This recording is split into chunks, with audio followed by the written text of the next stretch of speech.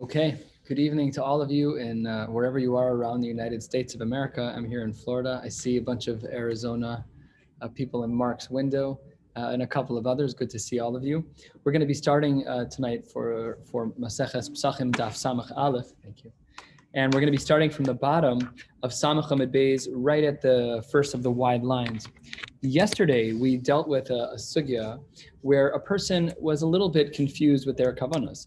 They started out by saying that maybe I want to bring this korban as a korban Pesach, and then they changed their mind from having the korban to be a korban Pesach to a different mindset. Their mindset instead was a mindset of a korban shlamim, which should not really work. So that's a big discussion in Rava Pascha and the Kula. So today, the Gemara is going to be asking a slightly different question, but connected. Here we go. We're 6 lines from the bottom of Samach Amud Beis. Asks the Gemara, Ibayalahu, another question was raised.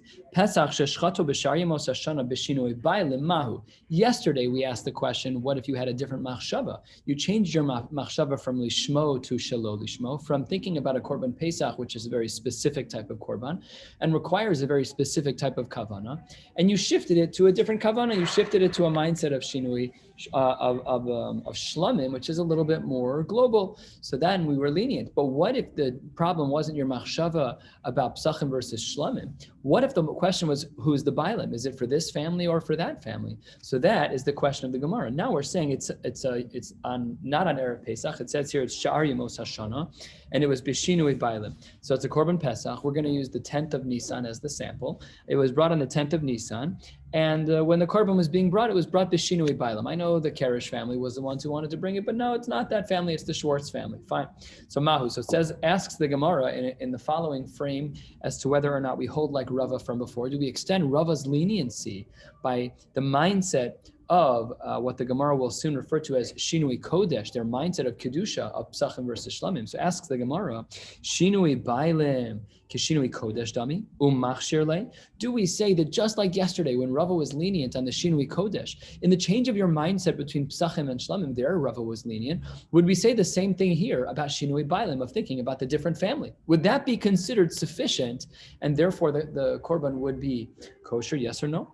Olo? So then, Amar Rav Papa. Rav Papa says, I think I might have an answer to this. He said, Amrisa l'shmaisa kame de Rava. Rav Papa said, I actually spoke to Rava directly about this. Now, yesterday, Rava again was speaking about Shlamim versus Kodshim. Pesachim versus Shlamim. And here, our question is, Shinui Bailim, yes or no? Does that have the same leniency as Rava? So he says, I spoke to Rava about this. Amar Rav Papa, I spoke to Rava. And what did Rav Papa recommend? We're 4 lines from the bottom. He says, Hoil v'shinui kodesh posla bizmano. V'shinui bailim posla bizmano. Well, we know that Shinui Kodesh Bismano on the 14th of Nisan, if you say Shlamim on the 14th of Nisan, your korban is done for. It's puzzle. So we know that's true. We also know that Shinui Bailim Posla Bismano, that on the 14th of Nisan, if you say that it's for the wrong Chabura, the halacha is that it's puzzle. So then I would therefore, says Rav Papa, make the following jump. Ma Shinui Kodesh Posla Bismano, Machshiro Le'achar Zmano. Just like yesterday in the sugya where Rava was lenient, we said that we know that Shinui Kodesh is a big problem on Yud Daled Nisan.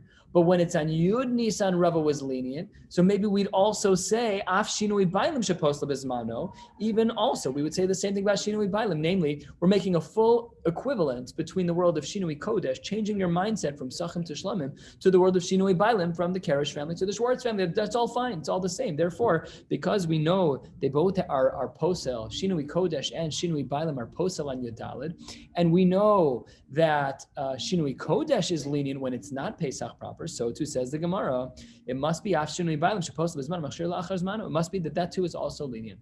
So that's what Rav Papa presented to Rava, and Rav Papa was wrong. Rava shut that down. The Amar Li, Rava said back to Rav Papa, "Lo, you're absolutely incorrect. You can't compare. This is a fundamental idea. The flaw in thinking of a korban as being a Pesachim versus being a shlamim is a different flaw than the flaw of thinking it's for family X versus family Y. And Rava paints a very detailed picture as to why that's true. There are 4 areas in halacha where we would say that shinui kodesh, the change in mindset of Pesachim to shlamim, is different than the mindset of family X versus family Y. What are the 4 things? Says the Gemara, V'amar lo, you're incorrect. Imamris b'shinui kodesh shekein posla begufo. When it comes to shinui kodesh, normally we would say that's a psul in the goof of the animal. Not only that, we'd also say v'yeshno ba'arba avodos, that the psul of shinui kodesh could apply to any of the 4 steps of the avoda. Remember, we said yesterday there are 4 steps to hakrava. There's shchita, kabbalah sadam, hiluch, and zrika, and we could apply shinui kodesh to all of them. Turning to the top of Samach Aleph Amad, the Gemara says the third concern that Rava has, v'yeshno la'achar misa. There's halachic implications as it relates to shinui kodesh, as it relates to the bailim, as it relates to the children of this person if he were to die, and as well v'yeshno b'tzibur kibiyachid. And as well, we have an application to whether or not this is a korban tzibur versus a korban yachid. All of that is true. Those 4 detailed areas are all true by shinui kodesh. However, tomar, what you cannot say, tomar, you're going to say the same thing, v'shinui bailim. There, by shinui bailim, we have 4 different halachos. The ein psulo begufo. There, when there's shinui bailim, family X versus family Y, that's not a psul beguf hakorban. It's a secondary problem. It's not a primary problem. And as well, says the Gemara, ve'eno ba'arba avodos. It doesn't apply to all 4 aspects of the avodah. It only really applies to the shchita. Ve'eno la'achar misa. There's no implication for the children as it relates to this korban if there's a concern about shinui bailim, about family change. Ve'eno b'tzibur kibiyachid. And it doesn't have the same halachic status as does shinui kodesh. So Rava paints a picture where he says, Rav Papa, what are you talking about? You're trying to compare what I said yesterday, says Rava. You're trying to compare the case where someone made a mistake in their mindset of Pesachim versus Shlamim, Shinui Kodesh. You're trying to compare that to Shinui Bailim, the family X versus family Y. They're totally incomparable for 4 reasons. And then Rava backs down a little bit. He's like, and maybe you're right, Rav Papa. Maybe 2 of these things really aren't so severe. Ve'afal gav, and even though you're right, the tarte lav dafka, 2 of them are kind of loose, and we'll get into that in a moment. 2 of these 4 examples as differences between Shinui Kodesh and Shinui Bailim are really not so strong. But still, however, tarte miha dafka. And what are the 2 that are really not a good question as a difference between Shinui Bailim and Shinui Kodesh? The maishna Shinui Bailim, really, when it comes to Shinui Bailim, there, de lo have psula begufo, de psula machshava be'almahi. When it comes to Shinui Bailim, it's a machshava like any other machshava. And it's no different than the machshava of Pesachim versus Shlamim. So you wanted to say that really that one of the differences between Shinui Bailim and Shinui Kodesh is that it's a psul beguf. It's not a psul beguf. It's a psul b'machshava. It's not a mum. It's not like there's a flaw in the animal. It's just pasha not what it is. So it says the Gemara, Shinui Kodesh nami psul b'machshava b'almu. That's one of the 4 is really not such a good argument. And furthermore, hadam Shinui Bailim enu la'achar misa, to say that by Shinui Bailim that there's no implications for the ancestors of that child as it relates to making sure that korban is karev. Says Rav Pinchas, the Rav Pinchas berei Rav Ami to Amar. He holds differently. He holds that by Shinui Bailim there is implications for the ancestors. So there were 4 differences given between Shinui Bailim and Shinui Kodesh, and Rava backs down from 2. Tarte mihas dafka ninum. But still, Rav Papa, there still are 2 reasons to make a distinction between Shinui Kodesh and Shinui Bailim. So therefore, I don't accept your answer, and we should not be lenient. Ella, therefore, Rava responds back to Rav Papa. He says, you're wrong because of 4 reasons, maybe 2 reasons, but here's the real answer. Here's what really the halacha is in this case. Again, what was our question that we started with? The question we said, a korban Pesach was brought on the 10th of Nisan, and it was brought b'shinui bailim, family X instead of family Y. The Kohen was not thinking about the right thing. Says the Gemara, third of the way down, Samach Aleph Amud Aleph, Ela Amar Rava, Pesach sheshchatu b'shari mos hashana b'shinui bailim, naseh kimi she'ein lo bailim bizmana u'pasel. Wow. Even though it's on the 10th of Nisan, it's not really the right day. But we treat the flaw of thinking of family X instead of family Y as though it was done b'Yud Daled Nisan. And there everyone agrees, Leisman Depalik, that under those circumstances, the korban would be pasel. So yesterday, Rava gave us a leniency. Rava told us yesterday that in the case where you had Shinui Kodesh, we'd be lenient, Pesachim versus Shlamim mindset. Here today, we had family X versus family Y. And even though there's reasons that Rav Papa maybe could come up with, some answers not good enough, and Rava says, here I will be machmir. That brings us to the Mishnah almost halfway down, Samach Aleph Amud Aleph. We've seen pieces of this Mishnah before. Let's say the korban has the Kohen has your korban Pesach, shchato shelo le'ochlav v'shelo limnuyav le'areilim v'letmeim. Let's say that when the korban is doing the shchita, he has in mind not for those who plan to eat it, not for those who were the appointees. They had people signed up to be the Bnei Chabura. They'd signed up to eat a Korban Pesach together. Or it was Arelim, for people who were Arel, they're ineligible because they had an orla. The Meforshim actually have a chakira. Let's say that a person has no bris milah simply because he has a medical problem. We know the Gemara paints elsewhere that if a child is a third child who's born and the previous two children unfortunately passed away due to circumcision, the third child is pater from bris milah legamri. So that child, is he an arel or not? That's a chakira. That's a machlokes haposkim. Is it a din in the fact that he's not gemalt, and unfortunately for him, he therefore can't be zochet to the korban pesach? Or do we say no, that once halacha builds in a ptur for him as it relates to bris milah, then he's just exempt. He's exempt and he has no limitations at all by the korban pesach. That's a chakira to be made. The poskim discuss this. But anyways, it's la'arelim. So the Kohen has in mind for all wrong things, no one that he has in mind is going to eat this korban pesach. So the Mishnah writes, L'tmeim, puzzle all of these cases. If the Kohen had them in mind, nothing doing. However, if the Kohen had in mind a mixed mindset, some who will eat and some who will not, says the Gemara, says the Mishnah halfway down on the page, la'ochla v'shelo la'ochla, for people who might eat it and people who might not eat it. Limnuya v'shelo limnuya, of those who were appointed to this chabura for the korban pesach and those who are not. Lamulim v'la'arelim, those who were circumcised and those who are not. L'tmeim v'la'tahorim, and those who are tamei and those who are tahor. If his mindset is a mixed bag, he has people in mind who could be eligible for it, then great. Seemingly from the Mishnah, what it seems is that the mindset of inclusion is relatively low. As long as you have in mind even one person who can eat this korban, then the whole korban is kosher.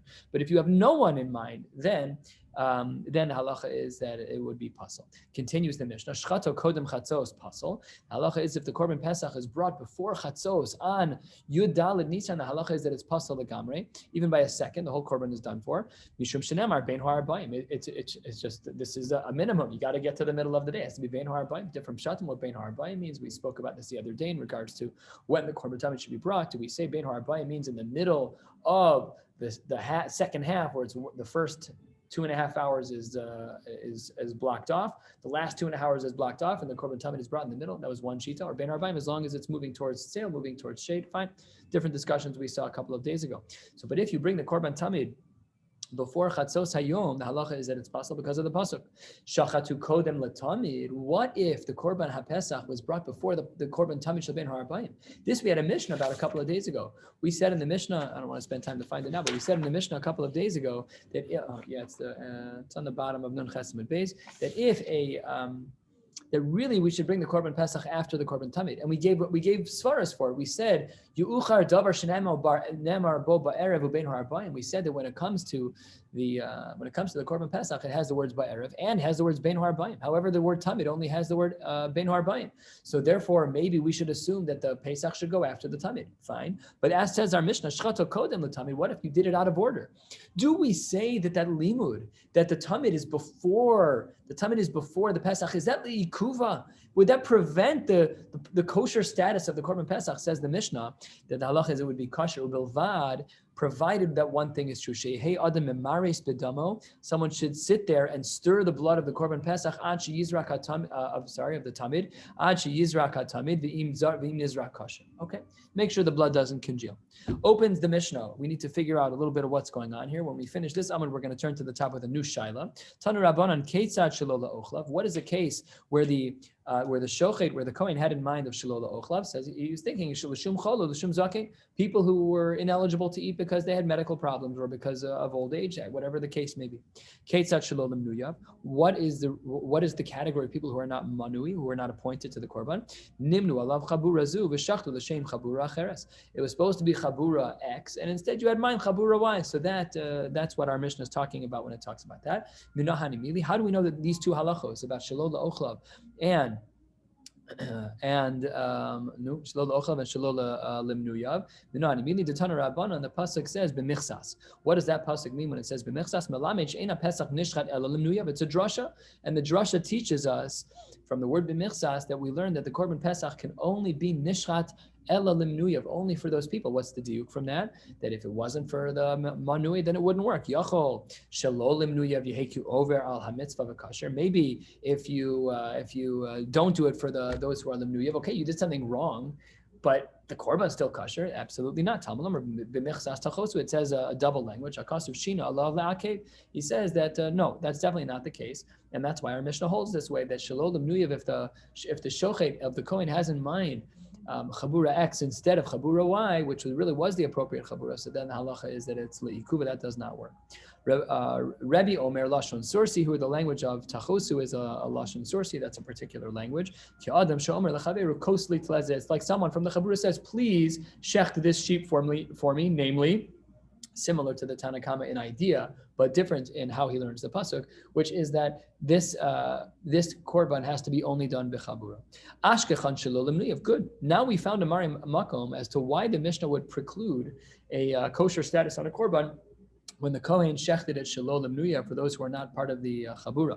Shalol la'ochla minalan. How do we know that for people who are sick, the chole or the zaken, how do we know that they're excluded? Amar kra, ish lefi achlo tachosu. Oh, the pasuk has those two words, achila and kisa has those two words in the same pasuk. Therefore, iskash ochla lemenuyan. So really, it's the same mari makom. So our Mishnah, which precludes the kavana of the Kohen from being for lo lemnuyab, people who are not part of the chabura, or for achila, they're learned from the same mari makom. That brings us to the top of Samach Aleph on the base. We will begin this sugya tonight. We will end about five or so lines from the bottom of the page, and then we will stop for the night. Here's our new question. Shachtu lemulen.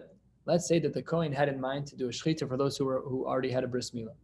Al minas, but when they did this, they did so with kavana sheyiskapru bo al arelim, that there should be a kapara for an arel, and that kavana was held bizrika. So yes, it's going to be eaten by Yisraelim proper who have a bris. However, during the zrika, that's a time for kapara. So they had in mind, we want there to be some kapara for those who are arelim. So that's the shaila.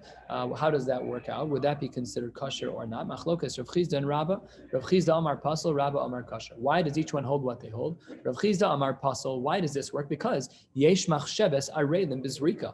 Because the mindset that the Kohen has during the zrika matters. It makes a difference, and therefore, because you're having kavana during the zrika for people who are ineligible to eat from the korban pesach, so therefore it ruins everything. Because during this week, you're saying, for kapara for the arelim, you ruin the whole thing. They're not shaykh to korban pesach. So Rav Chizda held that they're going to be that korban would be possible if the mindset during zrika was for arelim. He holds yesh machsheves arelim bizrika. Rabba Amar, fourth line, samach aleph amud beis. Rabba Amar kosher. Why does he say it's kosher? Because he says ein machsheves arelim bizrika. We don't care what you think about during zrika. You could think about the arelim and not. It doesn't make a difference. It won't impact the korban. The efficacy of your words are zero during that time. Your arelim, not arelim, doesn't make a difference. So maybe they'll get kapara, maybe they won't, separate shaila, but it does not passel what we are doing here.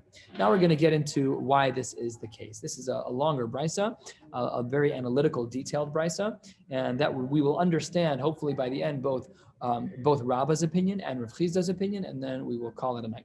Amar Rava b'no aminola. Where do I get my shita from that this is kosher? Follow along in the brisa. It says the brisa 6 lines down. Samach aleph from Vezitanya. The brisa writes, Yachol yifsol b'nei chabura habainimo. Maybe we should assume that other people in the chabura who are ineligible but who are with you, maybe they ruin it for you.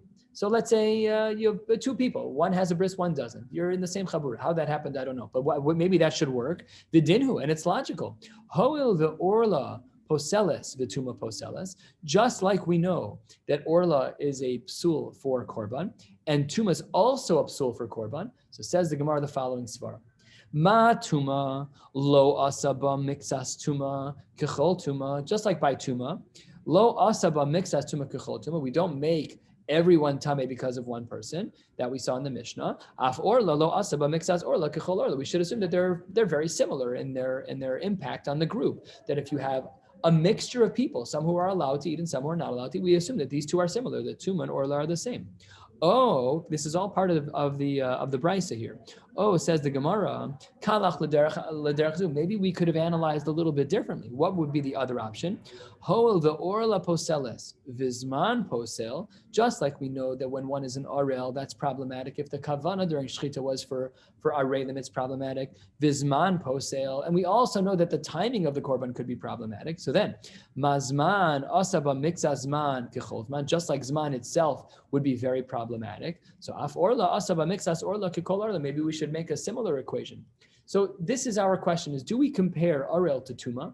and therefore have the leniency? Or do we compare Arel to Zman and therefore we don't have the leniency? So says the Gemara, in the name of all of this is within the Brisa, says the Gemara, Nire lemi doma. Let's see which comparison makes more sense, to compare Orla to Tuma for a leniency, or to compare Orla to Zman for a Chumrah. Danin davar she'enu noheg b'chol azvachim v'davar she'enu noheg b'chol azvachim. You're going to compare something which doesn't apply to all korbanos, namely Orla. The fact that an Arel is ineligible for a korban is only true by one korban, which is the korban Pesach. It's not true by any other korbanos necessarily. So done in davar she'enu noeg b'chol azvachim, davar she'enu noeg b'chol azvachim. That makes sense. We shouldn't learn from Zman because Zman doesn't apply everywhere. It's just not the same thing. So you shouldn't compare it to Zman because Arel is not comparable to Zman, and that Arel only applies to one korban in the world. Zman, the timing at which a korban is brought, applies everywhere across the boards. If you bring it at the wrong time, you're puzzled. So we should be comparing, leniently, recommends the Gemara, we should be comparing Arel to Tuma. And just like Tuma at times has leniencies, so too there are leniencies when it comes to Arel. And that would have answered the way Rabbah does above, where he says that it's kosher to have the machshava about Arelim during Zrika. Says the Gemara, I could have also argued the other way. We're a third of the way down. Done in, maybe we could have argued the following way, a different way. Done in davar shelo hutar michlalo, midavar shelo hutar michlalo. Maybe we should talk about things that are comparable and that there are no exceptions. Ve'al tochiach tuma shehutra michlalo. We know, for example, that tuma is hutra b'tzibor. There are times when if the whole tzibor is tummy, we still bring the korban. Fine, but within the realm of Pesachim, there are no leniencies by Orla. So maybe we should not be comparing to Tuma, because Tuma is different. We should therefore compare it to Zman. Talmud Lomar, says Rabbah, what does the Brisa conclude with? Talmud Lomar Zos. My Zos, what does the word Zos come to teach us? It comes to teach us that the first Svara is better, that we compare Orla to Tuma, and therefore we're okay with the machshava arelim by the zrika. Ilema, what does the word maizos? What does the word zos mean? Halfway down. Ilema dekula orla pasla miktsasa lo pasla. If you want to say that if there is some people in the group who are arel and some who are not, so hi, that I don't need you for that. Hi mi v'chol arel nafka. That we already learned out from another pasuk.